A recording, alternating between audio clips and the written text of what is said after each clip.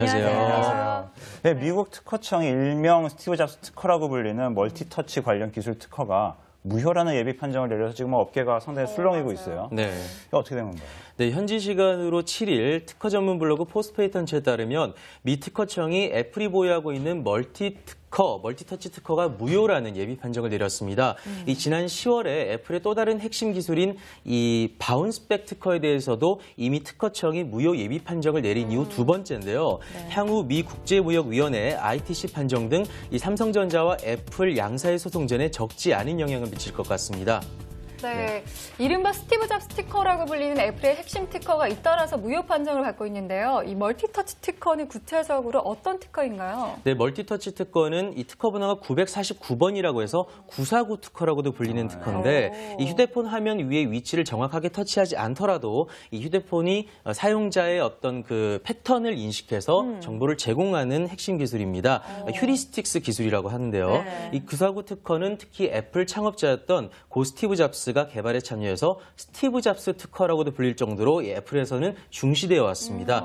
이 특허는 애플이 그간 삼성전자나 모토로라 등 많은 회사들과 이 특허 소송을 벌이면서 멀티터치 기술과 관련해서 사용하고 있는 상징적인 기술이라고 할 수 있겠습니다. 예, 그리고 이제 휴리스틱스라고 하는 거는 이제 예전에 사람들이 이런 행동 패턴을 보였으니까 이런 상황에서 이런 행동을 하겠구나라는 거를 연구하는 어떤 심리학 그리고 그렇죠. 공학의 어떤 연구 분야잖아요. 네. 그렇기 때문에 잡스의 통찰이 사람들에 대한 통찰에 들어있는 부분이라고 볼 수가 있기 때문에 상당히 특별한 특허라고 볼 수가 있어요. 네. 그래서 애플이 더 민감할 거라는 생각이 드는데 이제 바운스백 관련 특허에 의해서 휴리스틱스 관련 특허가 삼성이 침해를 했다. 그렇게 주장을 했고 어느 정도 인정이 됐었던 부분이잖아요. 네. 그렇죠. 네. 이 바운스백 특허는 지난 8월이었죠. 미국 배심원 판결에서 삼성전자의 특허 침해가 인정이 되면서 1조가 넘는 배상액 가운데 굉장한 비중을 차지했었습니다.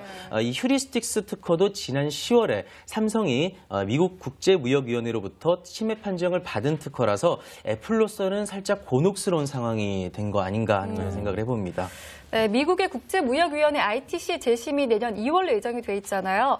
이 최종 결론은 언제쯤 나오고 또 이번 특허청의 무효 예비 판정은 어떤 영향을 미칠지 또 궁금해지거든요. 네, 이 ITC는 6인 위원회의 전체적인 검토를 거쳐서 내년 2월에 최종 결론을 낼 예정입니다. 네. 이 최종 판정에서도 만약에 삼성전자의 특허 침해가 사실로 인정이 된다면 관련 제품의 미국 내 수입이 금지되는데요. 그런데 이번 특허청의 무효 예비 판정은 ITC와의 입장과는 정반대의 어떤 정면으로 반박한 셈이죠.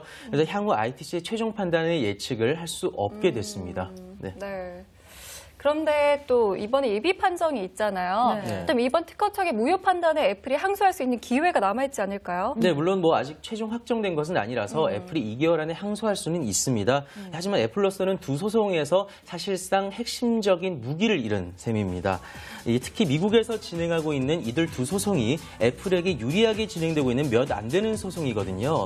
그리고 시장 규모, 배상 액수, 업계 파장 등에서 가장 중요한 소송이라는 점은 앞으로 이 애플이 소송 전략에서 차질을 빚을 수 있다고 보여집니다.